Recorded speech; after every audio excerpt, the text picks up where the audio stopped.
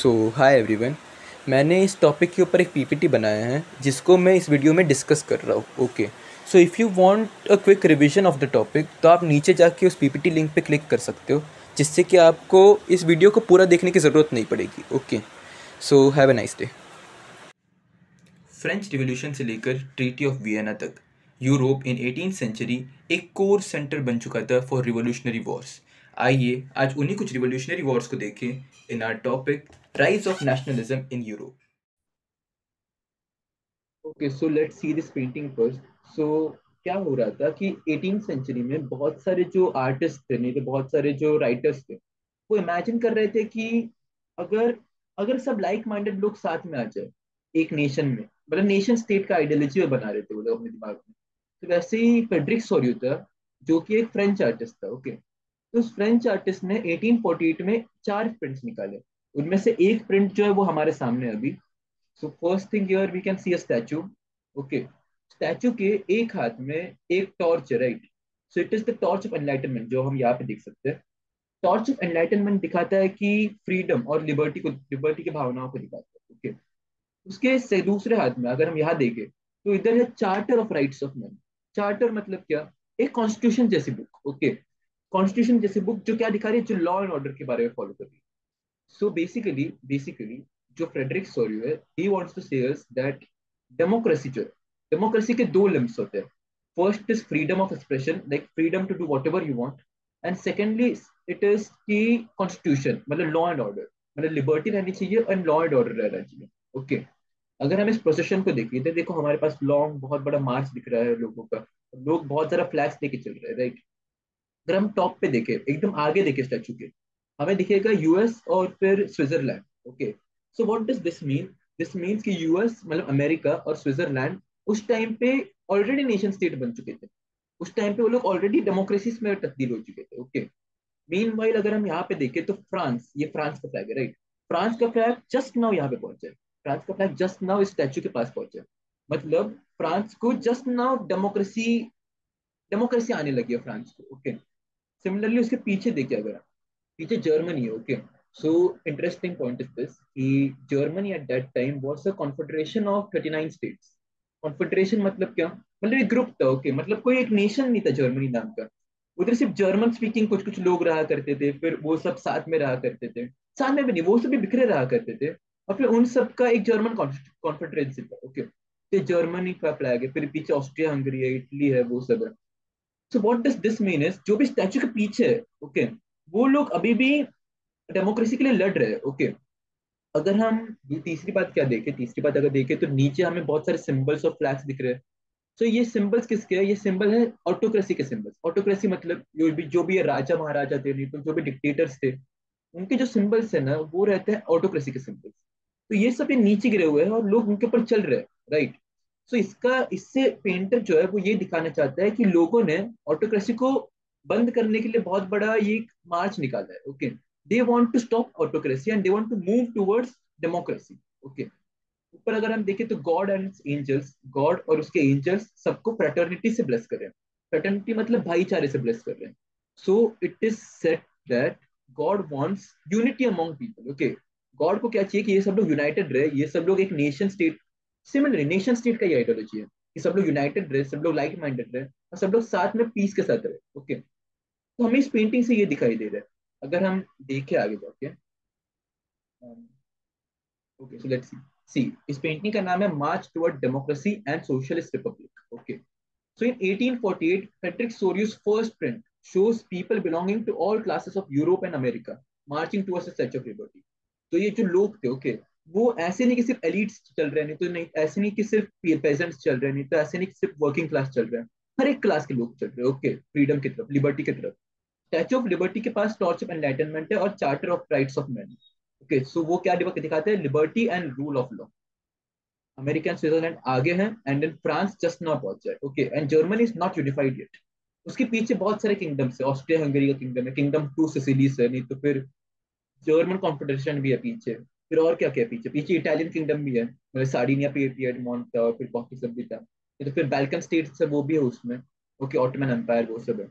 Okay, people of God walking on absolutist symbols. Absolutist मतलब क्या? Absolutist मतलब वो लोग जो कि ऐसे ऐसे एम्पायर जो कि सिर्फ खुद की बातें मनवाना चाहते हैं लोगों से। Okay, so that means that if king says, if I am a king and if I से तेरे को ये काम करना है, मतलब तेरे को वही काम करना पड़ेगा। Okay, that means absolutist. Okay, तो एब्सोल्यूटिज्म के सिंबल्स है वो नीचे गिरे हुए हैं। ओके, और जो प्रोसेशन है वो गॉड एंड एंजल्स की तरह ब्लेस किया जा रहा है फ्रेटर्निटी से। फ्रेटर्निटी मतलब भाईचारा, ब्रदरहुड। ओके, तो ये हमें इस पेंटिंग से दिख रहा है। सो let's see the ideology of nation states. Nation states क्या होता है? ओके, पीछे देखो मैंने एक वर्ड यूज किया था, नेशन स्टेट्स। नेशन स्टेट्स मतलब कि जब है ना लोग आते हैं बहुत ज्यादा और वो सब एक कॉमन भावना से जुड़े हो, एक दूसरे से एक कॉमन फीलिंग के द्वारा जुड़े हो। ओके, तो उसे नेशन स्टेट कहा जाता है। जैसे कि for example suppose we are in India. Okay, suppose we are on India. अभी इंडिया के सब लोग देश के प्रति बहुत ज्यादा इमोशनल रहते हैं, राइट? लाइक देश की आर्मी हो या फिर देश के कंपटीशन हो, कोई क्रिकेट कंपटीशन हो, फुटबॉल का मैच हो, क्रिकेट मैच हो, तो सब लोग साथ में आते हैं, right? So what is this? This is commonness. कि लोग एक अपने कंट्री के प्रति एक कॉमननेस दिखाते हैं, एक एक दूसरे से वो एक सॉर्ट ऑफ फीलिंग शेयर करते हैं, right? So this is it. Okay, the ideology of nation state signifies a state that is a country or nation in which majority of people feel commonness or a sense of unity between each other and the representatives. Each other भी मतलब एक साथ भी, और उनके representative से भी, मतलब जो भी गवर्नमेंट में बैठा है या फिर जो भी उनका हेड ऑफ स्टेट है उसके साथ भी वो लोग एक कॉमननेस और स्ट्रेंथ ऑफ यूनिटी दिखाते हैं। फॉर एग्जाम्पल समझिए, समझिए मैं एक आदमी हूँ एंड मेरा जो किंग है, सपोज उस समय पे तो किंग्स हुआ करते थे, तो सपोज जो मेरा किंग है वो कोई दूसरी कंट्री से है, so will I have a sense of commonness with him? No, right? So that is not a nation state, right? उसको नेशन स्टेट नहीं कहा जाता। एक सेंस ऑफ कॉमननेस होना चाहिए, एक सेंस ऑफ बिलोंगिंग होना चाहिए एक दूसरे के अंदर। ये कैसे आता है? नेशनलिज्म से आता है ये चीज। सो नेशनलिज्म क्या होता है कि अपने देश के प्रति एक भावना। Okay, the feeling of nationalism forged way for making of nation states. Nationalism is raw feeling of pride and love towards one's nation and its people. मतलब रॉ फीलिंग जो होती है ना हमारे ऊपर, जैसे कि मैंने बोला कि इंडिया। ओके, तो इंडिया शब्द सुनते ही हमारे अंदर एक फीलिंग आती है, एक हमारे अंदर एक फीलिंग ऑफ प्राइड आती है, एक फीलिंग ऑफ लव आता है हमारे देश के लिए। इसे हम नेशनलिज्म कहते हैं, the feeling of love and pride towards our country. Okay, तो ये जो कॉमननेस होती है वो पहले से एग्जिस्ट नहीं करती किसी के पास। Okay, so let's say this, पहले लोग स्टोन एज में रहा करते। Okay, what do you think, उनको पता होगा कि क्या ये नेशन है, तो ये नेशन है? Obviously no, right?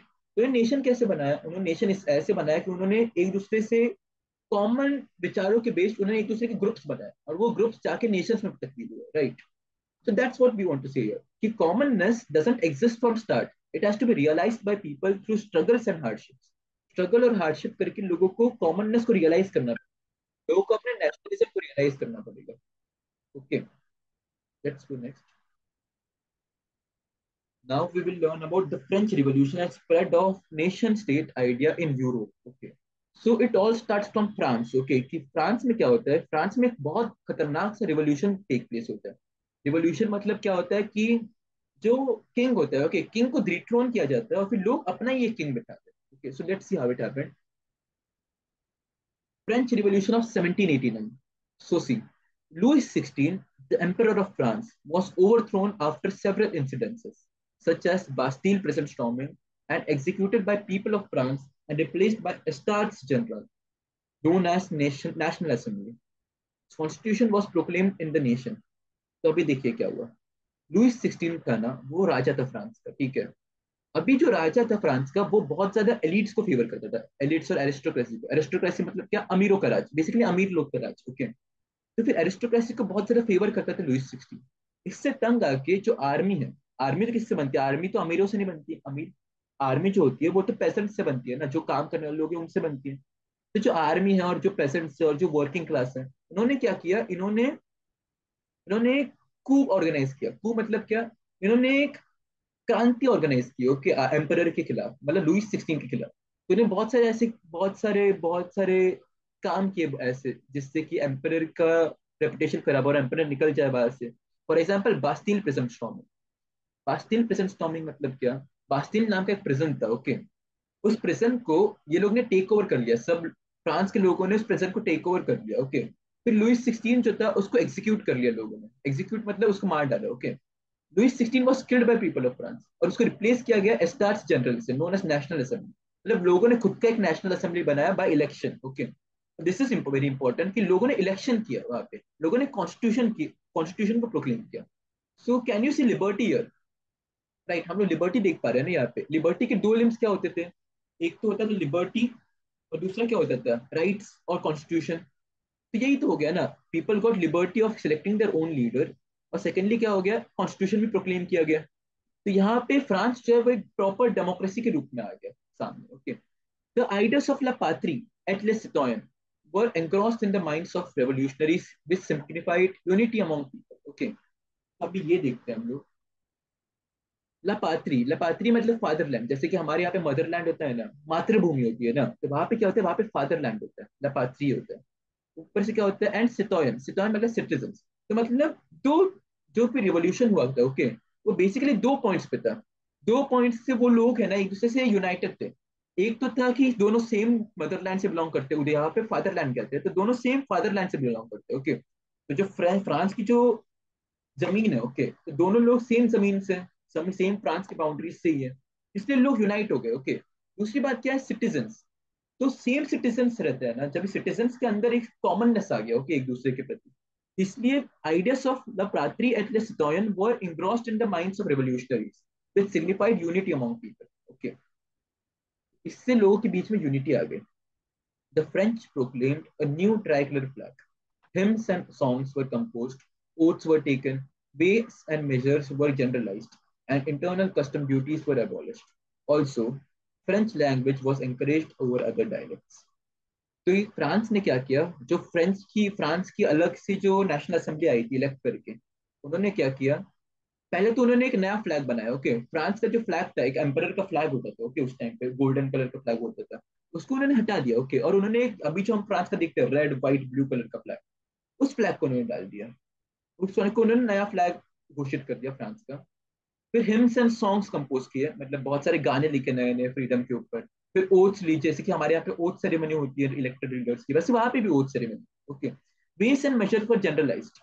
इसका मतलब क्या है कि पहले क्या होता था? बेस एंड मेजर्स जो होते थे, बेस एंड मेजर मतलब भाव तोल होता था, ओके। कि मतलब अगर तुम्हें एक बुक खरीदनी है, okay, suppose you want to buy this book, तो फ्रांस के एक प्रोविंस में अलग दाम होगा उस बुक का, और दूसरे प्रोविंस में अलग दाम होगा। इससे क्या हो जाएगा? लोगों को बहुत ज्यादा दिक्कत होगी, राइट, बुक खरीदने में। तो इसलिए वेज एंड मेजर्स को जनरलाइज किया गया, मतलब एक सिंपल लॉ रखा गया वेज एंड मेजर्स के लिए। Internal and custom duties were abolish, मतलब जो अंदर जाके लोगों को पैसा देना पड़ता था ना गवर्नमेंट को, वो अबॉलिश किया गया। और फ्रेंच लैंग्वेज को एंकरेज किया गया अदर डायलेक्ट्स के वक्त। तो फ्रांस के में ना फ्रेंच के बहुत ज्यादा डायलेक्ट्स है। डायलेक्ट्स मतलब क्या? मतलब जो रीजनल लेवल पे कही जाती है ना फ्रेंच की भाषा, वैसे डायलेक्ट्स। जैसे for example let's take Hindi, okay. तो हिंदी क्या होता है? पंजाब में अलग हिंदी कही जाएगी, फिर बिहार में अलग हिंदी कही जाएगी, but they are speaking Hindi, okay, but they are speaking in their own way, right. क्योंकि हिंदी में फिर वो भोजपुरी वाला हिंदी आ जाएगा, पंजाब में पंजाबी वाला हिंदी आ जाएगा, वैसे सेम, ओके। तो फ्रांस में भी ऐसे ही डायलेक्ट्स थे, तो इन डायलेक्ट्स को डिस्करेज किया गया और फिर फ्रेंच लैंग्वेज को एनकरेज किया गया।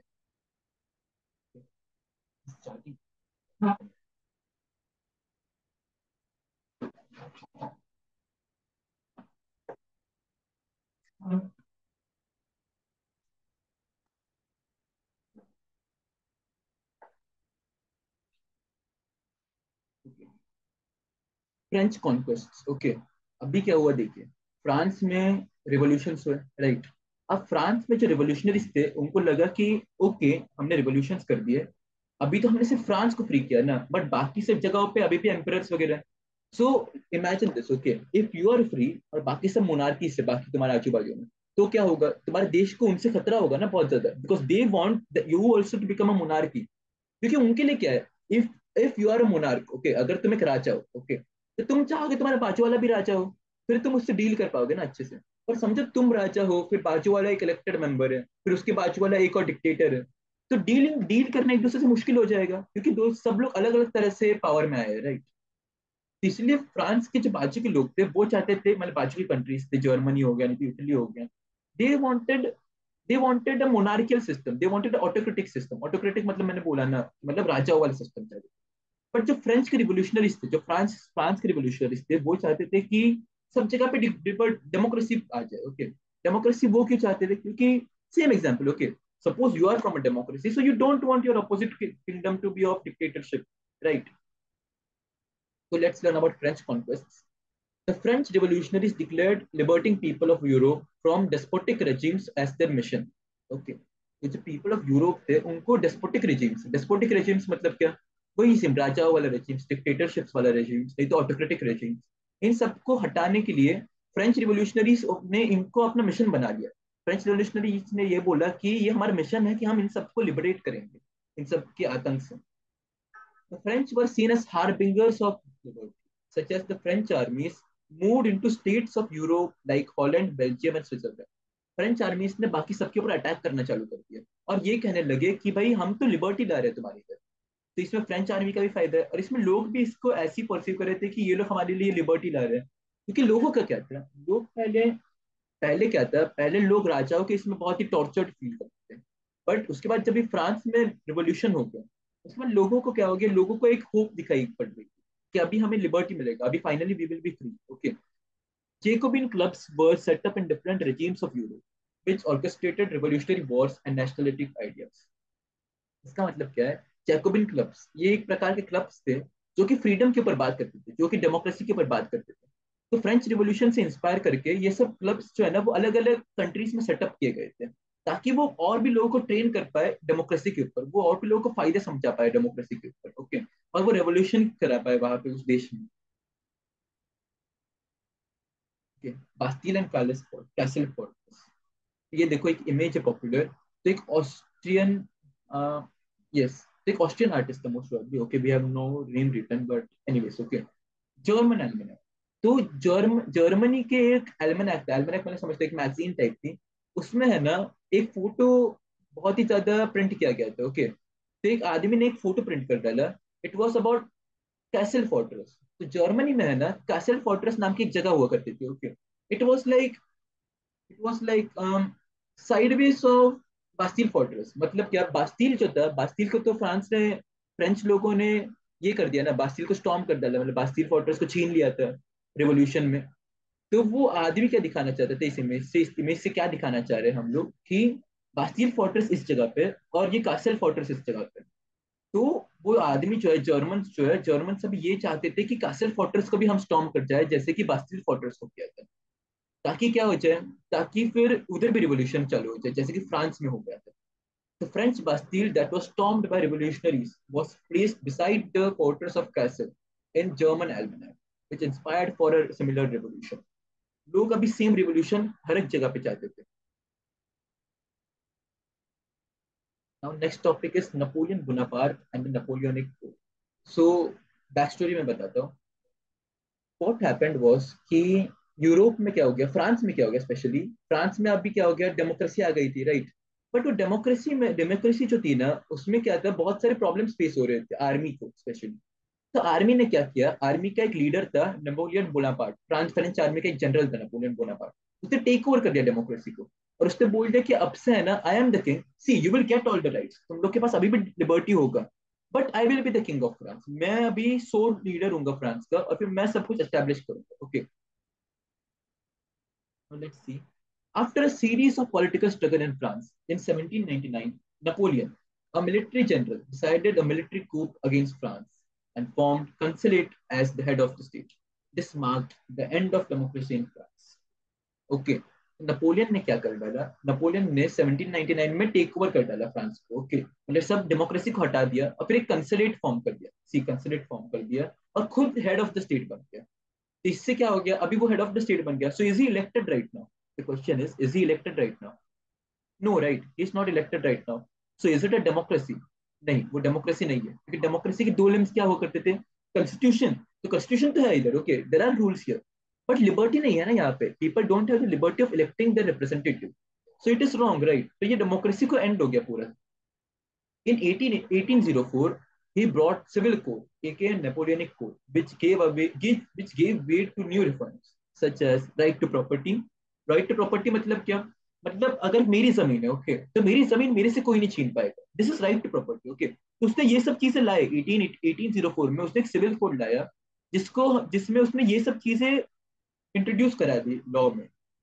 तो उसको नेपोलियनिक कोड भी बोलते हैं हम लोग आज। तो राइट टू प्रॉपर्टी हो गया, उसके बाद एबोलिज्म ऑफ फ्यूडलिज्म। तो ये जो था ना कि मालिक है फिर स्लेव्स है, नहीं तो फिर एक बहुत बड़ा एलिट है कोई तो, और फिर उसके नीचे बहुत सारे लोग काम करते हैं, मतलब स्लेवरी टाइप सिस्टम, उसको उसने एबोलिश कर दिया। Okay, freeing slaves from serfdom and manorial dues. मतलब जो स्लेव्स थे, ओके, उनके ऊपर बहुत सारा कर्जा भी चढ़ा हुआ था, ओके, और उनके ऊपर बहुत सारा ये उनको खरीदा भी गया था, स्लेव ट्रेडिंग भी हुआ करता था उस समय। उसने ये सब भी उसने स्लेव्स को पूरा फ्री कर डाला, ओके, स्लेव्स को कर्जे से भी फ्री कर डाला। और फिर उसने स्लेव्स को बहुत ज्यादा, उनको किसने खरीदा होगा स्लेव्स को, तो उससे भी स्लेव ट्रेडिंग को भी पूरा बंद कर डाला। कॉमन करेंसी, पूरे फ्रांस में कॉमन करेंसी लगा दी उसने, ओके, मतलब पहले क्या है होता था, पहले क्या होता था हमारे पास इंटरनल कस्टम ड्यूटीज वगैरह होती थी, नहीं तो बहुत ज्यादा ये पैसे जो है, पैसे अलग अलग जगह पे अलग अलग तरह से दिए जाने चाहिए थे ना।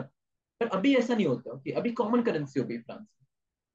Standardise weights and improvise transport and communication line, जैसे कम्युनिकेशन एंड ट्रांसपोर्ट लाइन को भी इम्प्रोवाइज कर डाला, और फिर वेट्स को भी बहुत ज्यादा स्टैंडर्डाइज कर डाला। French conquest and descent of people. Even though French were seen as harbingers of freedom, Napoleon's nationalism towards France made the people of captured states feel a sense of alienation. अभी क्या होने देखिए, देखिए, okay, Napoleon जो है, he is king of France, okay, basically उसको king of France बोलते हैं, ओके, वो फ्रांस का किंग है, ओके। सो सपोज अगर तुम अपने क्लास के मॉनिटर हो, ओके, तो क्या तुम दूसरे क्लास के बारे में भी सोचोगे, क्या तुम ये सोचोगे कि दूसरे क्लास को मैं बहुत कुछ दे पाऊँ? नहीं, राइट, ऑब्वियसली नहीं, राइट, तुम बाकी क्लास के ऊपर क्यों सोचोगे, तुम तो सिर्फ अपने कंट्री के बारे में सोचोगे, तुम तो सिर्फ अपने लोगों के बारे में सोचोगे ना। तो सेम ये हो गया, ओके, फ्रेंच आर्मीज ने बाकी कंट्रीज को इन्वेड कर डाला और बोल दिया कि हम लोग तो फ्रीडम ला रहे हैं। पर नेपोलियन क्या करे, नेपोलियन है ना खुद के फ्रांस के लिए बहुत ज्यादा ये था, फ्रांस के लिए उसका नेशनलिज्म था बहुत ज्यादा, बहुत ही प्राइड और लव था फ्रांस के लिए। तो उसने क्या किया, कैप्चर स्टेट्स ना, उससे रिसोर्सेज वो लेने लगा बहुत ज्यादा, उनकी तरफ ध्यान उतना नहीं दिया जितना फ्रांस की तरफ दे रहा था। तो उधर के लोगों को ऑब्वियसली लगा कि ये आदमी हमारे लिए काम नहीं कर रहा है, ये तो सिर्फ फ्रांस के लिए काम कर रहा है, हमसे ये सिर्फ छीन रहा है चीजें फ्रांस के लिए। Napoleon's civil code had made administration in countries like Switzerland and Italy and Germany a lot easier. However, he increased taxation on commoners and forced conscription into French armies, which outweighed the perks of administration. इसमें क्या हो गया, so learn this, okay, ये समझो, okay. Napoleon का civil code था, उसने administration को तो बहुत आसान बना लिया, क्योंकि उसने बहुत ज्यादा सेव स्लेवरी को अबॉर्ट कर डाला, फिर फ्यूडलिज्म को हटा दिया, उसके बाद उसने बहुत सारे रिफॉर्म्स लाए, राइट। उसने एडमिनिस्ट्रेशन को इजी बना दिया। पर उसने टैक्स टैक्स भी तो बढ़ा दिया, उसने फ्रांस के लिए टैक्स बहुत बढ़ा लिया, बाकी देशों के लिए, फ्रांस को देने के लिए उसने बाकी देशों का टैक्स बढ़ा दिया कॉमनर्स के ऊपर। फिर जो बाकी देश थे उनके ऊपर फ्रेंच आर्मी में आने के लिए उन्होंने उसने ना कंपलसरी लगा लिया।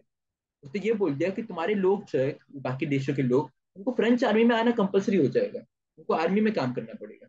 इससे जो एडमिनिस्ट्रेशन में फायदे हो गए थे, इसका जो पर्क्स थे, ओके, जो कि एडमिनिस्ट्रेशन में फायदे हो चुके थे, उसका वैल्यू डिक्रीज हो गया, ओके। अभी लोगों को वैल्यू नहीं रहा एडमिनिस्ट्रेशन के फायदे का, उनको क्या चाहिए था, उनको चाहिए था कि भाई टैक्स नहीं पड़े हमके ऊपर, हमको बहुत ज्यादा टैक्स नहीं देना पड़े।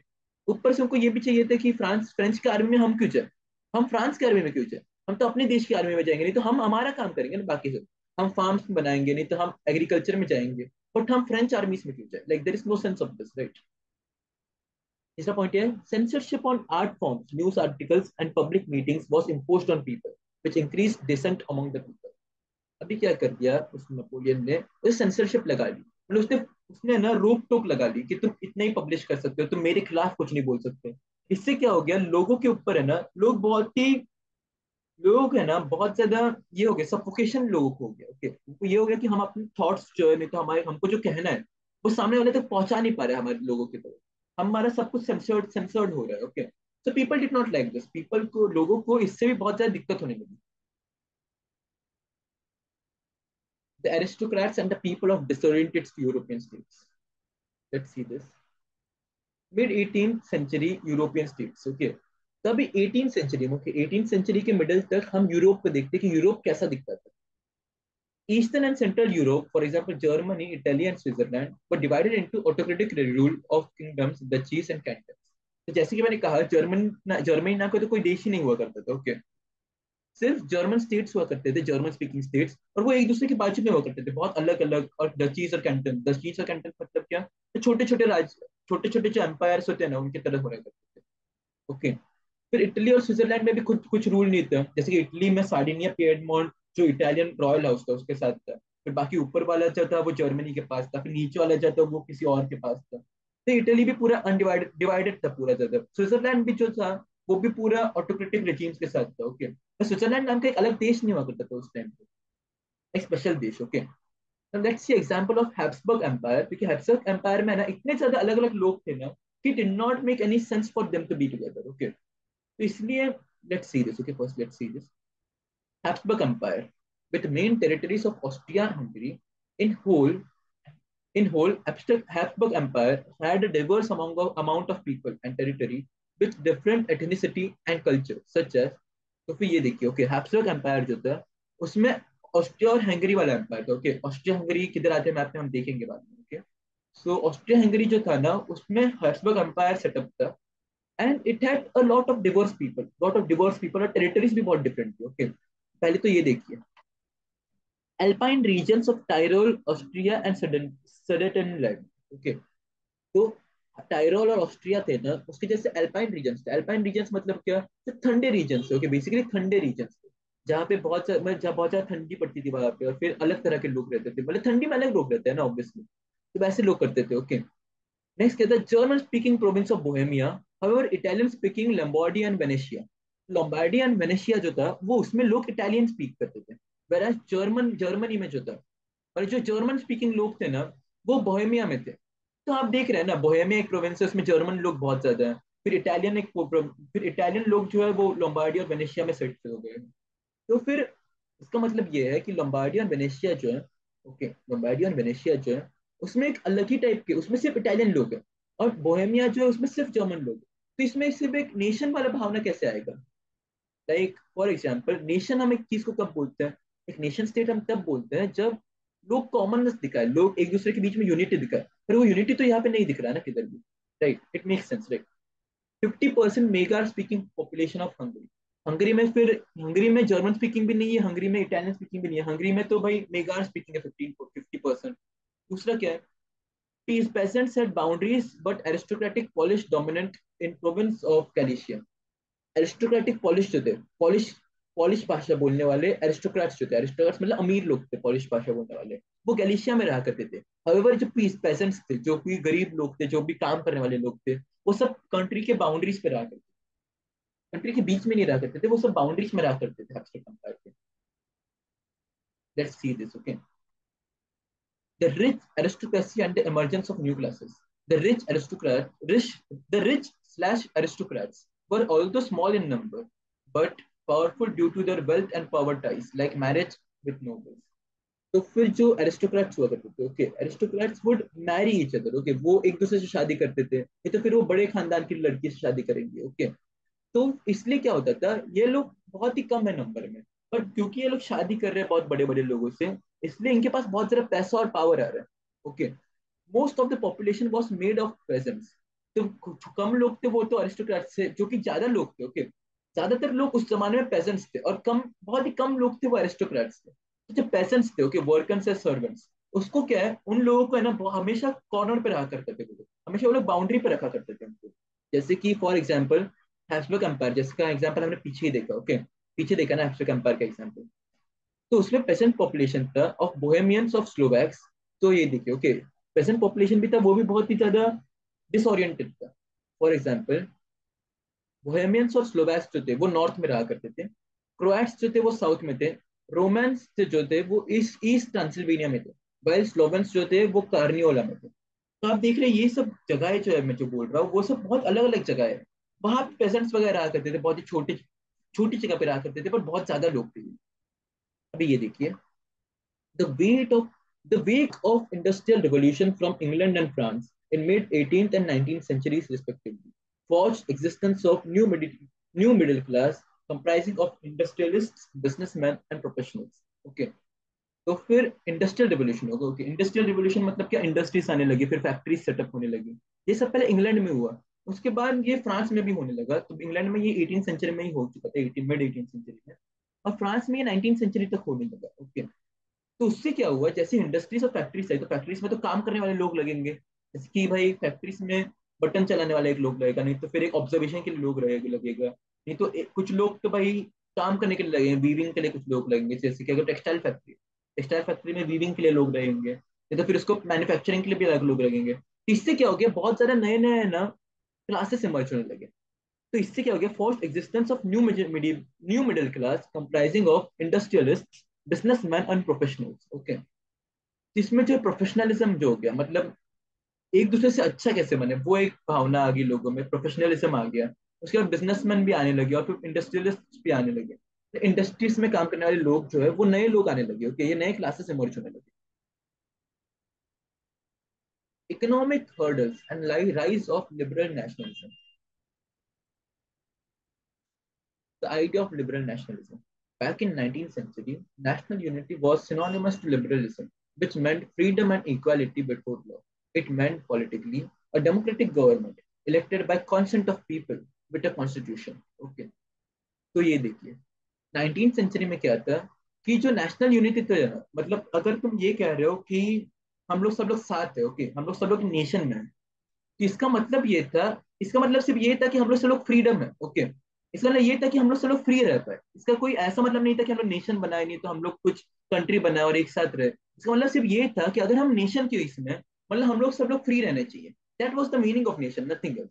Nation means liberalism, nation means freedom. Okay, तो national unity was synonymous to liberalism, which meant freedom and equality before law. Okay, इसका मतलब ये था कि फ्रीडम और इक्वालिटी रहे लॉ के खिलाफ, ओके, लॉ के against. It meant politically a democratic government which was elected by the consent of people with a constitution.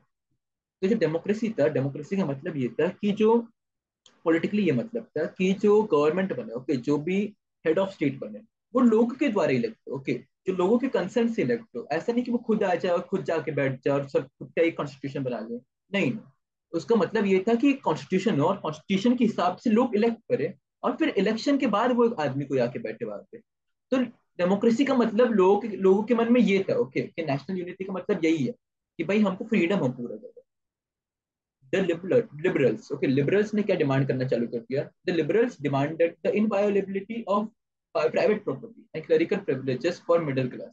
Liberals का ये डिमांड था, जो क्रांतिकारी थे, ये जो लिबरल्स थे, ओके, लिबरल्स का डिमांड ये था कि भाई हमारे जो प्राइवेट प्रॉपर्टी, ओके, तो प्रॉपर्टी जो हमने खरीद रखी है वो प्रॉपर्टी हमसे कोई छीन ना पाए। पहले क्या होता था कि कोई भी आके तुमसे कुछ भी छीन सकता है। पर अभी उनका डिमांड ये था, इन लोगों का, लिबरल्स का ये डिमांड था, जो इस आइडियोलॉजी को फॉलो करते थे, ओके, लिबरलिज्म को फॉलो करते थे। लिबरल्स का डिमांड था कि हमारी प्रॉपर्टी जो है वो हमारे पास ही रहे, किसी और के पास ना जाए। And clerical privileges, clerical privileges मतलब अगर तुम काम करते हो, if you are working somewhere, then तुमको, अगर तुम इस देश में काम कर रहे हो तो तुम्हारा कुछ टैक्स माफ होना चाहिए, नहीं तो तुम्हें कुछ बहुत ज्यादा प्रिविलेजेस देने चाहिए, पर्क्स देने चाहिए गवर्नमेंट के द्वारा, जिससे कि, क्योंकि तुम काम कर रहे हो ना देश के लिए, तो तुम्हें कुछ बेनिफिट्स मिले गवर्नमेंट से।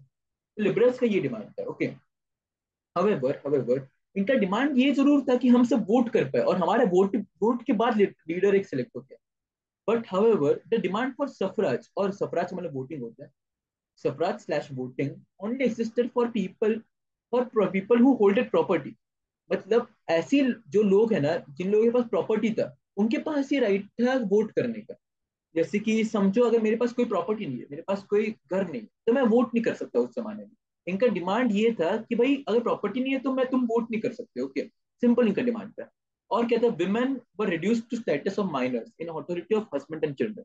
ओके, तो उस जमाने पे विमेन को कोई विमेन को कोई ज्यादा वे नहीं दिया जाता था, विमेन को तवज्जो नहीं दिया जाता उतना ज्यादा।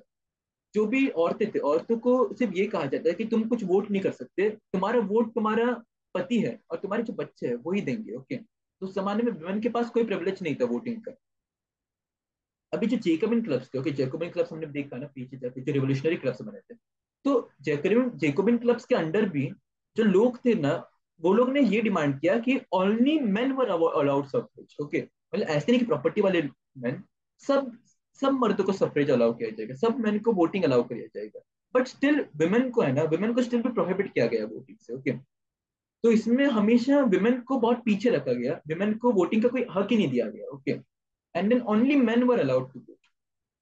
सब हक थे सिर्फ मेंस के पास थे।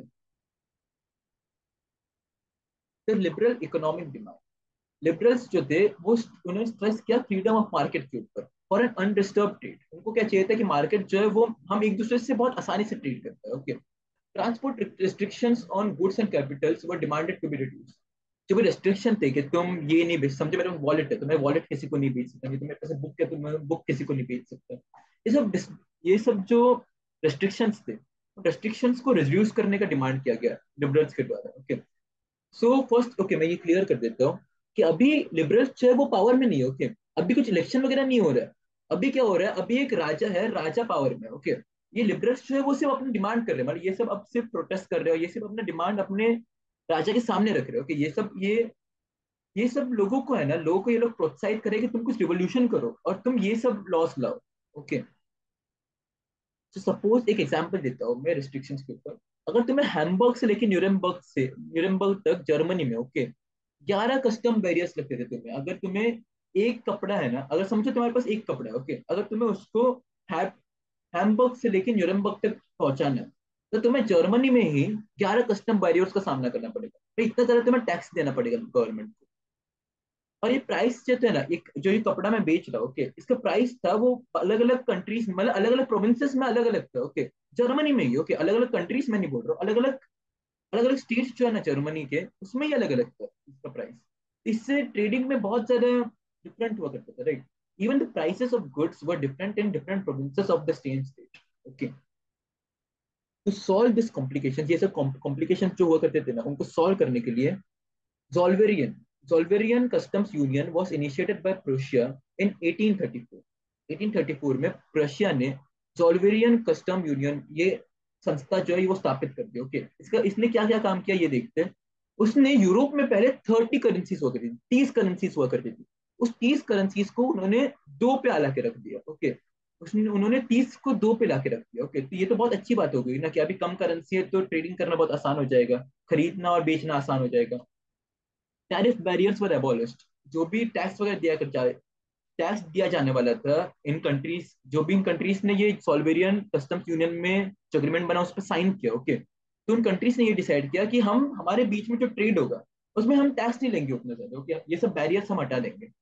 Railway lines were established which further stimulated mobility. Railway lines establish की गई जिससे जिससे ट्रांसपोर्ट बहुत आसान हो गया। ओके, जिससे गुड्स का इधर उधर पहुंचाना बहुत आसान हो गया और फिर इजियर हो गया। Conservatives, revolutionaries, and the Treaty of Vienna. Let's see this one. Conservatives, revolutionaries, and Treaty of Vienna. The fall of Napoleon. तो अभी तक क्या था, नेपोलियन राजा था, नेपोलियन बोनापार्ट फ्रांस का राजा था। ओके, उसने क्या किया था, उसने coup ऑर्गेनाइज किया था, उसने फिर फ्रांस को जीत लिया था। उसके बाद वो बाकी से जगहों पे अटैक कर रहा था, राइट, याद है ना हम सबको। फिर उसने खुद के लॉस लाया, नेपोलियनिक कोड वगैरह लाया। अभी क्या होता है, in 1815 Napoleon gets defeated by the states of Britain, Russia, Prussia and Austria together. They decide to draft a treaty at the aftermath of the battle in Vienna. तो Vienna में क्या हुआ, वियना में उन्होंने उन सब ने डिसाइड किया कि हम सब एक ट्रीटी बनाएंगे वियना में मिलके। उसको नाम दिया गया ट्रीटी ऑफ वियना। कहाँ कब बनाया गया ट्रीटी, 1815 में। ओके, क्यों बनाया गया ट्रीटी, नेपोलियन जो था ना, नेपोलियन को ब्रिटेन, रशिया, प्रूशिया और ऑस्ट्रिया ने सबने साथ में मिला के हरा दिया। नेपोलियन हार गया। अब जब नेपोलियन हारा तो फिर बाकी जो जगहें थी जिनको नेपोलियन ने कैप्चर किया, उन जगहों को तो एक दूसरे में बांटना पड़ेगा ना वापस। उन जगहों को नेपोलियन के पास तो नहीं, फ्रांस के पास तो नहीं रहने दे सकते। फ्रांस ने तो वो जगह एनेक्स की है, एनेक्स मतलब कब्जा किया उन जगहों पे। जगहों को वापस लेने के लिए उन्होंने एक ट्रीटी ऑर्गेनाइज किया, उन्होंने मीटिंग ऑर्गेनाइज किया बेसिकली। ओके, इसी दौरान कंजर्वेटिज्म का जो आइडियोलॉजी था वो ऊपर आने लगा। कंजर्वेटिज्म का मतलब क्या है, कंजर्वेटिस्ट का मतलब ये है कि जैसे कि पहले के जमाने में जो हुआ करता था ना, कि राजा हुआ करता था, नहीं तो किंग हुआ करता था, वही सब बताएगा। जो फ्यूडल स्लीवरी वाला सिस्टम हुआ करता था, वो सब ये लोगों को चाहिए था। कंजर्वेटिव्स को ये सब चाहिए था, उनको वापस जो ऑटोक्रेटिक रूल चाहिए थे, उनको वापस एरिस्टोक्रेटिक फैमिलीज जो है ना, एरिस्टोक्रेट्स जो है ना, अमीर लोग, उनका राज उनको वापस चाहिए था। बेसिकली ये लोग अमीर लोग थे। ओके, अमीर लोग ये चाहते थे कि वापस राजाओं वाला जमाना है, क्योंकि उनसे फिर वो लोग शादी वगैरह के रिश्ते बना सकेंगे, उससे फिर उनका जो ये है महत्व है वो सब बना रहेगा ना, उनका पावर में बना रहेगा इन एरिस्टोक्रेट्स का। इसलिए ये लोग चाहते थे कि वापस उधर ही जाए। Okay, conservatism ideology comes to light as conservatives start to demand return to pre-Napoleonic days, back to the autocratic rule by returning the power to the church, feudal hierarchies, and royal aristocrat families. Criticism and dissent was not tolerated by these conservatives. मतलब क्या हुआ, ये जो conservatives थे ना, ये लोग ने क्या किया, ये लोग पहले तो चाहते थे कि वापस उसी जमाने में जाए, ओके, वापस वो स्लेवरी वगैरह है। दूसरी बात क्या था, ये लोग क्रिटिसिज्म और डिसेंट, जो डिसेंट मतलब क्या, हमारी बुराई कोई करे नहीं तो हमारे बारे में कोई बुरा बोले, ये लोग टॉलरेट ही नहीं किया करते। ये लोग उन लोगों को, जो भी लोग ये लोग के बारे में क्रिटिसाइज करते या फिर उनके बारे में बुरा बोलते थे, उनको ये लोग सीधा जेल में डाल देते थे, okay. Like you have to just go to jail और you have to die directly. तो इनको क्रिटिसाइज नहीं कर सकते। However, नेपोलियन ने जो चेंजेस बनाए ना, ये चेंजेस इनको बहुत अच्छे लगे थे। They embraced the changes made by Napoleon and suggested the use of these changes to the benefit of sustaining the autocracy here, hence strengthening the monarchy. तो क्या होता था, ये लोग चाहते थे कि नेपोलियन ने जो एडमिनिस्ट्रेशन में आसानी बनाई है ना, कि भाई कस्टम यूनियंस को बहुत कम कर दिया है, नहीं तो फिर ट्रेड को आसान बना दिया है नेपोलियन ने। तो नेपोलियन ने क्या कर दिया, फ्रेंच के डायलेक्ट्स को कम कर दिया और फ्रेंच लैंग्वेज को बहुत आगे ला लिया नेपोलियन ने। तो ये लोग है ना, ये लोग चाहते थे कि वही चेंजेस बने रहे, ये चेंजेस जो अच्छे बनाए ना नेपोलियन ने वो बने रहे। बट दे वांटेड कि ये चेंजेस का इस्तेमाल डेमोक्रेसी पाने के लिए ना किया जाए, ये चेंजेस का इस्तेमाल मोनार्की को सस्टेन करने के लिए किया जाए, इन चेंजेस का इस्तेमाल इनके राजाओं को और ज्यादा ताकतवर बनाने के लिए किया जाए। द क्लब ऑफ थिंकर्स कैरिकल्चर, तो ये एक पेंटिंग बनाई गई है। इस पेंटिंग में जैसे हम देख सकते हो, ओके, इस आदमी को देखिए, इन लोगों के ऊपर देखो कि आप, तो इनके मुंह में पट्टी बंधी हुई है, okay. The club of thinkers depicting censorship over media and descent of people against the against autocracy. Autocracy के खिलाफ ये लोग कुछ बोलना चाहते हैं, बट ये लोग को सेंसर किया गया है, इनकी आवाज रोकी गई है, okay. Your people are force to be quiet and keep suffering silent. यहाँ का एक ही रूल है इस रूम का, कि भाई सब लोग सिर्फ साइलेंट रहो और सब लोग सफर करते रहो, सिर्फ झेलते रहो, कुछ भी तुम्हारे पर अत्याचार हो रहा है वो सब तुम सिर्फ झेलते रहो, तुम कुछ इसके खिलाफ करो मत, ओके। तो ये इस पेंटिंग से ये कहा जा रहा है। The treaty of Vienna, finally we see the treaty of Vienna, okay. Treaty of Vienna हम देखते हैं। तो इसको 1815 में ड्राफ्ट किया गया था बाय रशिया, प्रूशिया, और क्या हुआ करता था, ब्रिटेन हुआ करता था, और क्या हुआ करता था, ऑस्ट्रिया भी हुआ करता था। Russia, Austria, Prussia, and Britain held this treaty to undo the changes done by Napoleon in Europe and the boundaries of the annexed nations. तो यूरोप में और जो भी नेशंस है जो नेपोलियन ने कब्जा कर लिया उनके ऊपर, तो उनमें चेंज हुआ है ना, उनको नेपोलियन ने कब्जा कर दिया है, पर नेपोलियन तो अभी हार चुका है। तो उन सब देशों को वापस अपने अपने स्थान पे रखने के लिए इन्होंने एक ट्रीटी हुई, मतलब एक मीटिंग ऑर्गेनाइज की। Austrian duke Metternich was the host of this meeting. ये ऑस्ट्रिया का एक ड्यूक था मेटरनिच। ड्यूक मतलब क्या, एक राजा टाइप है, आप समझ लो कि राजा का, राजा की कम, राजा से थोड़ा कम, बट एडमिनिस्ट्रेशन की यूनिट था, ओके। तो Austrian duke Metternich was the host of this meeting, उसने इस मीटिंग को होस्ट किया, मतलब वो लीडर था इस मीटिंग का। पहला इंपॉर्टेंट केस क्या हुआ ये देखिए, बॉर्बन डायनेस्टी। बॉर्बन डायनेस्टी कौन सा था ये बहुत अच्छे से देखिए। Bourbon dynasty was the dynasty of Louis 16। Louis 16 देखो, जिसको फ्रेंच पीपल ने एग्जीक्यूट कर डाला था, बास्टिल प्रिजन स्टॉर्म किया था, फिर फ्रेंच लोगों ने उसको एग्जीक्यूट कर डाला, वो वाला बॉर्बन डायनेस्टी, ओके, वो वाला लुइस 16, उसका dynasty Bourbon dynasty. So Bourbon dynasty, which the French overthrew long back, was again reinstated to power. इस बॉर्बन डायनेस्टी को वापस ला लिया पावर में, okay. France lost its annexed territories and buffer states like Belgium were formed on the boundaries of France. तो जो भी territories जो थी वो एनेक्स की गई थी, फ्रांस ने जो भी टेरिटरीज के ऊपर कब्जा किया था, ओके, वो टेरिटरीज को वापस किया गया, ओके। उससे फ्रांस को हार गया उन टेरिटरीज को, उन टेरिटरीज को हार गया, ओके, फ्रांस। अभी बफर स्टेट्स मतलब क्या, temporary states like Belgium were formed on the boundaries of France. ये स्टेट्स क्यों फॉर्म किए गए, ताकि फ्रांस अगर आगे जाके कभी इन्वेड कर डाले, ओके, तो इन्वेजन बेल्जियम पे होगा ना, इन्वेजन जर्मनी पे नहीं होगा, इन्वेजन जो है वो बेल्जियम पे हो जाएगा। बेल्जियम में एक रोकने वाला फैक्टर काम करेगा फ्रांस के, ओके। तो इसलिए बेल्जियम को फॉर्म किया गया बाउंड्रीज ऑफ फ्रांस, ओके। और ये फॉर्म किया गया स्विट्जरलैंड भी फॉर्म किया गया, और भी ज्यादा देश फॉर्म किया गया, ओके। सॉरी, स्विट्जरलैंड नहीं, नेदरलैंड्स फॉर्म किया गया, sorry sorry. A new order was formed in the entirety of Europe. पहले क्या हुआ, Netherlands was set up with Belgium on the north, okay. North में नेदरलैंड्स को सेटअप किया गया, मतलब फ्रांस के ऊपर, ओके, बेल्जियम के साथ।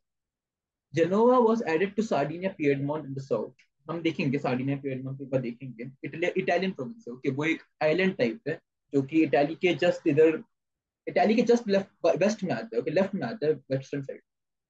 सार्डिनिया पिएडमोंट को जेनोवा नाम का प्रोविंस है वो ऐड किया गया। ऑस्ट्रिया को नॉर्थन इटली मिला, इटाली इटाली का जो नॉर्थन पार्ट है, ऊपर वाले पार्ट इटाली का, जो सार्डिनिया पिएडमोंट नहीं, जो इटाली का जो जमीन है ना, जमीन के ऊपर वाला पार्ट है जो नॉर्थन इटाली है, वो ऑस्ट्रिया को दिया गया। Russia got a part of Poland, Poland जो था वो रशिया को मिल गया थोड़ा सा Poland. Prussia got a part of Saxony, Saxony का थोड़ा सा पार्ट प्रूशिया को मिला। जर्मन कॉन्फेडरेशन, पर हाँ, जर्मन कॉन्फेडरेशन जो था ना वो कोई नेशन नहीं था ना, आप ये समझो, ओके। इसलिए उसको कुछ टच ही नहीं किया गया। उन जर्मन स्पीकिंग स्टेट्स जो थे, थोड़े थोड़े जो जर्मन स्पीकिंग वाले थोड़े थोड़े स्टेट्स थे, छोटे छोटे, ओके, उनको अपने इसमें रख दिया। उनको कुछ नहीं किया, ओके। उनको ये बोल दिया कि तुम नेशन बनाओ या कुछ भी करो, तुम्हारी मर्जी, हम तुम्हारा तुमको लेंगे भी नहीं और तुमसे कुछ अटैक वगैरह भी नहीं करेंगे। So the German confederation of 39 states was left untouched, उसको कुछ नहीं किया गया। Let's see the European map, okay. ये मैप देखिए आप, ये देखिए, फ्रांस इधर है, फ्रांस के ऊपर नेदरलैंड्स हो गया, ओके। सैक्सनी का जो किंगडम है, सैक्सनी के किंगडम को थोड़ा सा ये मिल गया, ओके, सैक्सनी के किंगडम को थोड़ा सा प्रूशिया के इसमें मिल गया। उसके बाद रशिया को पोलैंड मिल गया, किंगडम ऑफ पोलैंड जो है वो रशिया को मिला हुआ है यहाँ पे। ये देखिए, शो यू यार, ये जो स्टेट है ना, ये आपको इधर से क्या, लोम्बार्डी से लेके, लोम्बार्डी, वेनेशिया, फिर पेपल स्टेट्स, फिर नेपल्स दिख रहा है, रोम दिख रहा है, ये सब इटालियन प्रोविंस है, ओके। फिर किंगडम ऑफ टू सिसिलीज है। ये जो है ना, आपको जो दिख रहा है ना पर्पल कलर में, पर्पल कलर में ये जो मिल रहा है ना इस साइड का, वो कॉर्सिका है। कॉर्सिका की जस्ट नीचे सार्डिनिया पिएडमोंट है। ये जो आइलैंड दिख रहा है आपको, आर्डिन, ये आइलैंड है सार्डिनिया पिएडमोंट का आइलैंड, ओके। यहाँ पे सार्डिनिया पिएडमोंट में इटालियन रॉयल फैमिली हुआ करती थी, एक उस पे उसका राज था, ओके। ऊपर से इटाली के ऊपर और एक राज था, किंगडम ऑफ टू सिसिलीज का। दो सिसिलियन किंगडम्स थे, उसका राज हुआ करता था वहां पे। फिर ऊपर ऊपर भी अगर हम देखें तो जो ऑस्ट्रिया का एम्परर है उसने नॉर्थन इटली तो पूरा ले लिया है। तो यहाँ पे देखो स्विट्जरलैंड नाम का एक बफर स्टेट बना दिया। जनोआ जो था, जनोआ यहाँ पे है, वो किसको मिल गया, वो इसको मिल गया, देखो सार्डिनिया पिएडमोंट को मिल गया जनोआ इधर से। Basically no sense, right. इसका कोई सेंस ही नहीं बनता ना। ये देखिए, सार्डिनिया पिएडमोंट एक छोटा सा आइलैंड है यहाँ पे, ओके। उसको जनोवा देने का क्या फायदा, जनोवा इतना दूर है, जनोवा खुद जो उसको दिया जा रहा है वो खुद भाई सार्डिनिया पिएडमोंट से बड़ा है। तो it is no sense of this, right. बस फिर ऐसे किया गया। इससे क्या किया, political situation in Europe had worsened, okay, worse हो गया पॉलिटिकल सिचुएशन यूरोप का। ओके, तो अभी हम रिवोल्यूशनरीज देखते हैं। तो ये जो ट्रीटी था, इस ट्रीटी से बहुत से लोग डिसएग्री कर रहे थे, कंप्लीट डिसएग्री कर रहे थे, okay. After 1815 the liberal nationalists were forced to go underground due to the non-tolerism of conservative regimes. They formed secret societies to train more revolutionaries to oppose autocracy. जो liberal nationalist थे, जो कि liberalism चाहते थे, जो कि freedom चाहते थे, वो लोग क्या किए, वो लोग को अंडरग्राउंड जाना पड़ा, वो लोग को छुपना पड़ा, ओके। तो छुपके छुपके उन्होंने सीक्रेट सोसाइटीज फॉर्म, जो कि सीक्रेट सोसाइटीज जो थी वो रिवोल्यूशनरीज को ट्रेन करती थी।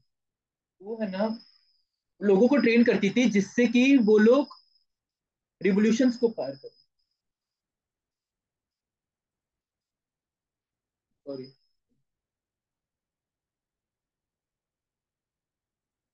ओके, ओके, वापस बोलता हूँ। ये जो सीक्रेट सोसाइटीज थी, ओके, वो सब है ना रिवोल्यूशनरीज को ट्रेन करती थी। रिवोल्यूशनरीज क्यों, रिवोल्यूशनरीज इसलिए ताकि वो लोग ऑटोक्रेसी को अपोज कर पाए, वो लोग मोनार्की को अपोज कर पाए, ओके। वो लोग मोनार्की के खिलाफ लड़ पाए। Revolutionaries had understood that for liberty, formation of nation states was necessary. They were inspired by the memory of French Revolution. Okay.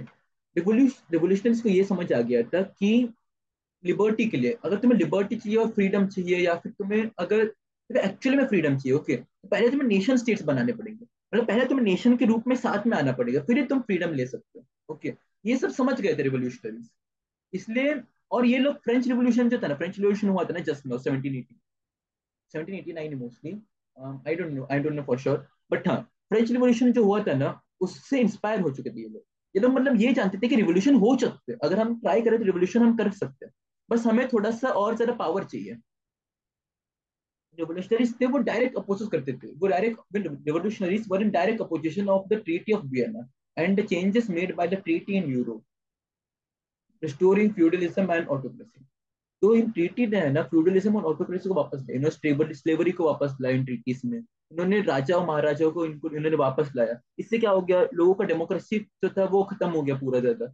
इसको ये अपोज कर रहे थे, पूरे रिवोल्यूशनरी से डेमोक्रेसी के हत्या को अपोज कर रहे थे, ओके। इसलिए ये इनका मोटिवेशन बन गया था, इनका ये मोटिव ये बन गया था कि ये सब लोग इन मोनार्कीज को हराए वापस और वापस डेमोक्रेसी लाए। ऐसे ही एक रिवोल्यूशनरी था गिउसेप मजीनी, he was born in Genoa in 1807. Giuseppe attempted a revolt in Liguria and was sent to exile at the age of 24. 24 साल की उम्र में इसने लिंगूरिया में एक रिवोल्ट अटेम्प्ट किया, ओके, गुस्सेप मजीनी ने, और इसको जेल में भेजा गया। फिर जेल से निकलने के बाद इसने क्या किया, बहुत से सीक्रेट सोसाइटीज फॉर्म की, जैसे कि यंग इटली इन मार्सल्स, मार्सल्स नाम की एक जगह है फ्रांस में, उसमें इसने यंग इटली नाम के ग्रुप फॉर्म किया, सीक्रेट सोसाइटी फॉर्म की। ऊपर से यंग यूरोप फॉर्म किया बर्न में, विच ट्रेंड मैनी, इन जो सोसाइटीज थे, जो यंग यूरोप हो गया, यंग इटाली हो गया, इसमें यंग जो छोटे लोग थे ना, जो यंग लोग थे ना, फ्रांस के, इटाली के, जर्मनी के, पॉलिश के, इन सबको मेंबर्स के रूप में लाया गया, ओके। और इन सबको ट्रेन किया गया कि तुम लोग लड़ने के लिए ट्रेन हो जाओ। Mazzini believed that nations are meant to be God to be, okay, sorry, I fumbled a bit. Mazzini believed that nations are meant by God to be the natural units of mankind, okay।